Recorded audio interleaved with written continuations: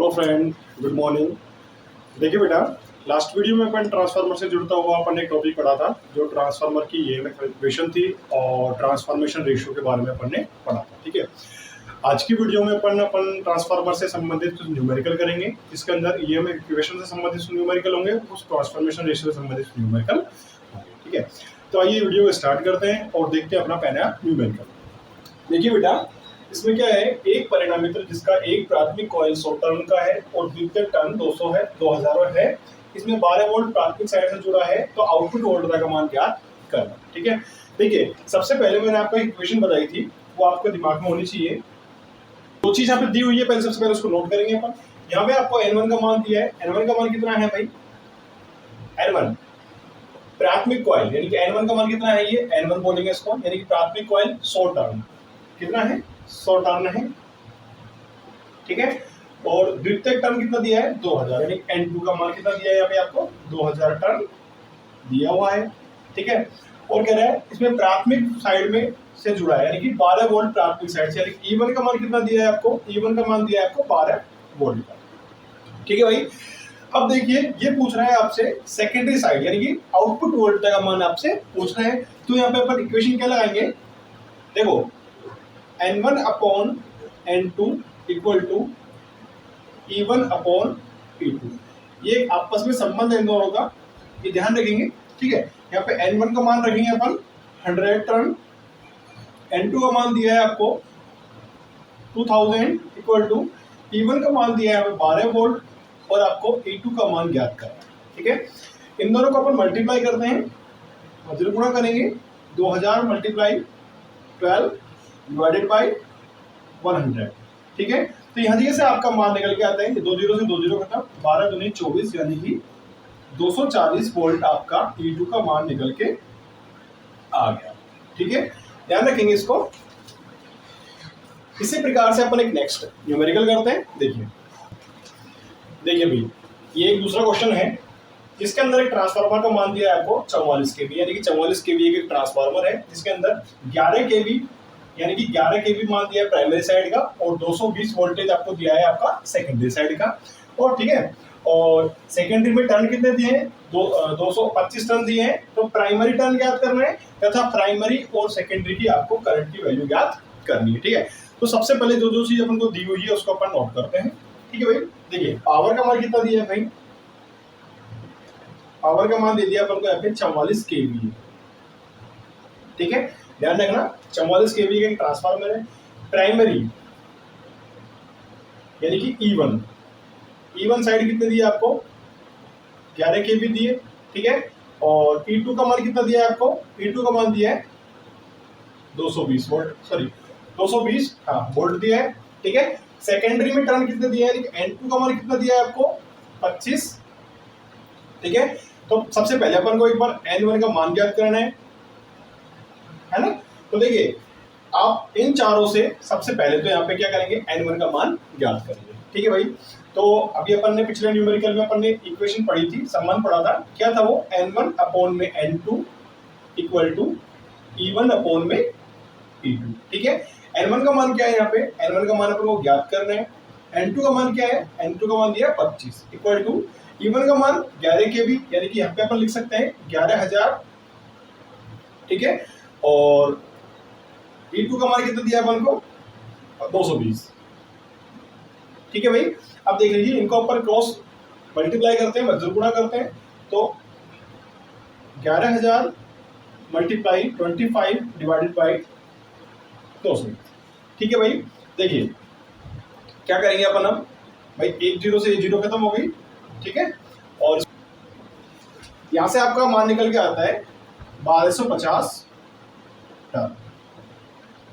ठीक है भाई, यहाँ देखिए आपका 1250 टन निकल के आ गया, यानी कि N1 का मान निकल के आ गया। ठीक है भाई, N1 का मान आपने याद कर लिया, यहाँ पे 1250 आपका आ गया। ठीक है, अब देखिए, अब क्या करना है आपको? अब आपको पावर दी हुई है ना, पावर दी हुई है, और आपको क्या करना है? प्राइमरी साइड और सेकेंडरी साइड की करंट का मान ज्ञात करना है। ठीक है, देखिए भाई, आपको मैंने पहले बताया था कि जो ट्रांसफार्मर के अंदर जो पावर होती है ना, वो नो चेंजेबल होती है। ठीक है, जिसे मान लीजिए भाई प्राइमरी साइड में जितनी पावर है, अब सेकेंडरी साइड में पावर का मान बराबर रहता है, इक्वल टू। ठीक है, तो देखो बेटा, अपन क्या करते हैं, यहाँ पे पावर का मान दिया हुआ है और करंट पूछ रहे हैं, तो फॉर्मूला आप जानते हैं क्या होता है भाई, पावर का P बराबर V गुणा I होता है। ठीक है भाई, प्राइमरी साइड की बात करूंगा तो देखिए पावर का मान कितना दिया है यहाँ पे 44 kVA। ठीक है भाई, 44 kVA दिया है। ठीक है, और वोल्टेज का मान कितना दिया है अपन को, प्राइमरी साइड की वोल्टेज कितनी दी है अपन को 11 kV। ठीक है, IP। ठीक है, इस 44 kVA डिवाइडेड बाय 11 kV को इधर लेके आता हूं मैं। ठीक है, कैसे IP का मान निकलेगा, ठीक है 11 तो 44 यानी कि 4 एम्पियर आपकी करंट का मान निकल के आता है, यानी कि IP का मान कितना आया 4 एम्पियर। ठीक है, इसी प्रकार से अपन क्या करते हैं, सेकेंडरी साइड की करंट का मान ज्ञात करेंगे। अब देखिए सेकेंडरी साइड की करंट का मान आपको ज्ञात करना है, सेम एज इट इज रखेंगे। ठीक है भाई, PS equal to VS into IS। PS का मान कितना है वही 44 kVA। सेकेंडरी साइड की वोल्टेज कितनी दी है भाई आपको 220 मल्टीप्लाई IS। ठीक है, 44,000 हो गया ये, और इसको मैं नीचे लेके आता हूं तो 220 kV। यहाँ से IS का मान निकलेगा, एक जीरो से एक जीरो खत्म, और 11 दूनी 44, यानी कि 200 एम्पियर आपका IS का मान निकल के आ जाता है। ठीक है, यानी कि इस प्रकार से जो इनपुट साइड की करंट थी उसका मान आया 4 एम्पियर, और जो सेकंड साइड की करंट जो आया उसका मान आया कितना 200 एम्पियर करंट का मान आता है। ठीक है, तो अब अपने नेक्स्ट और न्यूमेरिकल करते हैं। देखिए भाई, एक न्यूमेरिकल और दिया है जिसके अंदर एक 2000 वोल्ट 220 वोल्ट 50 हर्ट्ज 20 kVA का एक आदर्श ट्रांसफार्मर है जिसके द्वितीयक कुंडल में 66 टर्न है, तो इसकी प्राथमिक कुंडल में टर्न की संख्या ज्ञात करनी है। ठीक है भाई, ध्यान रखना। अब देखिए इसके अंदर अपन इक्वेशन के अंदर क्या फॉर्मूला लगाते हैं अपन, सबसे पहले जो चीज दी है अपन को है ना, N1 का मान कितना दिया है भाई अपन को, N1 का मान ज्ञात करना है। ठीक है, N2 का मान कितना दिया है सेकेंडरी साइड में, सेकेंडरी साइड की जो कुंडलन दी है आपको 66 टर्न आपको दिए हैं। ठीक है, एक 2000 वोल्ट यानी कि आपको प्राइमरी यानी E1 का मान कितना दिया है यहाँ पे 2000 दिया है, तो E2 का मान कितना दिया हुआ है आपको 200 वोल्ट दिया हुआ है। ठीक है, देखिए अब क्या करना है अपन को, ये चार चीज अपन को दी हुई है, अपन इक्वेशन में सेट करते हैं इनको। देखिए N2 अपॉन में N1 equal to E2 upon में E1, ये इक्वेशन होती है। देखो आप चाहो तो N1 अपॉन N2 भी कर सकते हो, E1 अपॉन E2 का मान भी कर सकते हैं। ठीक है, देखिए N2 का मान क्या है यहाँ पे 66। ठीक है, N1 का मान आपको ज्ञात करना है, E2 का मान कितना दिया है आपको 200 वोल्ट दिया है। ठीक है, और E1 का मान कितना दिया हुआ है यहाँ पे आपको 2000 वोल्ट आपको दिया हुआ है। इन दोनों को मल्टीप्लाई करता हूं मैं, 2000 मल्टीप्लाई 66 डिवाइडेड बाई 200। ठीक है भाई, ये दो जीरो से ये दो जीरो खत्म होती है और इसका मान 10 आ गया, यानी कि 660 क्या आ गया आपका N1 का मान निकल के आ। ठीक है, ये भाई एक न्यूमेरिकल और देखिए आप, इसमें क्या बोल रहा है ट्रांसफार्मर, इसमें क्वेश्चन क्या बोल रहा है कि एक ट्रांसफार्मर में 200 वर्तन प्राथमिक वाइंडिंग है, यानी कि 200 टर्न, यानी 200 टर्न है जिसके अंदर प्राथमिक वाइंडिंग कितना टर्न है 200 है। यदि वाइंडिंग में 240 वोल्ट का वोल्टेज दिया जाता है, यानी कि प्राथमिक साइड में वोल्टेज कितने दे रहे हैं अपन 240 वोल्ट दे रहे हैं, और अधिकतम अभिवाह 5 मिली वेबर है। अधिकतम अभिवाह का मतलब जो फ्लक्स का मान है ना वो कितना है 5 मिली वेबर है, तो दी गई वोल्टता की आवृत्ति कितनी होगी। यानी कि देखिए भाई, ये एक ईएमएफ इक्वेशन है, ट्रांसफार्मर की ईएमएफ इक्वेशन का एक न्यूमेरिकल है जिसके अंदर अपन को क्या क्या दिया हुआ है। सबसे पहले जो दिया है वो चीज नोट करते हैं अपन।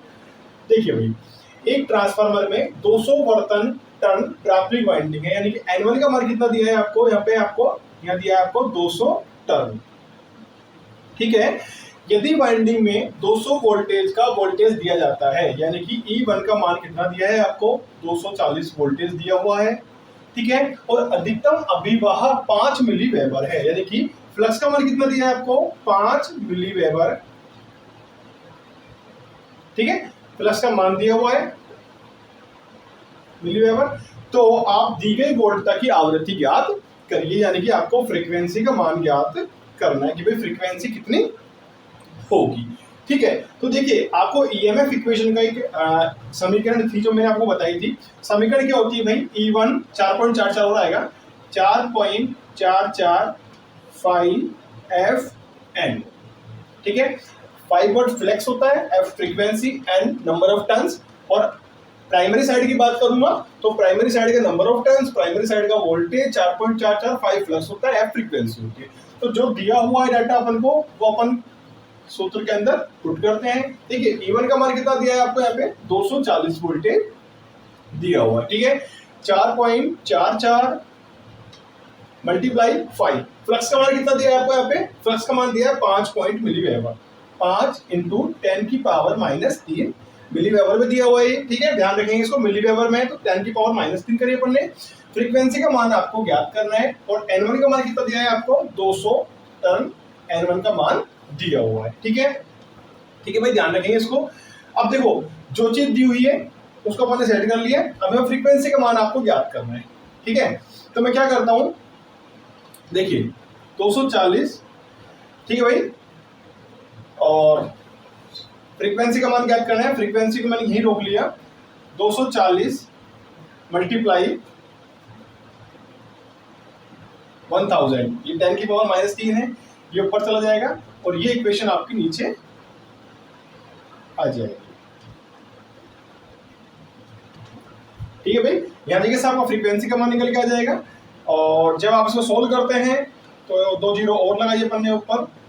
ठीक है, तो 1 2 जीरो खत्म, ये जीरो खत्म होती है। तो जब इसको आप आगे सोल्व करते हो तो आपको फ्रीक्वेंसी का जो मान आता है वो फ्रीक्वेंसी का मान आता है आपका 54 हर्ट्ज फ्रीक्वेंसी का मान निकल के आता है, यानी कि F का मान कितना आ गया, फ्रीक्वेंसी का मान 54 हर्ट्ज निकल के आता है। क्लियर है, 54 हर्ट्ज फ्रीक्वेंसी का मान निकल के आएगा। ठीक है, आई होप बेटा कि आप आज के न्यूमेरिकलों को समझ पाए होंगे। नेक्स्ट वीडियो में अपन ट्रांसफार्मर से संबंधित एक अन्य टॉपिक पढ़ेंगे। तो अगर आपको वीडियो समझ में आया हो तो प्लीज़ वीडियो को लाइक, शेयर एंड सब्सक्राइब करें। Thank you.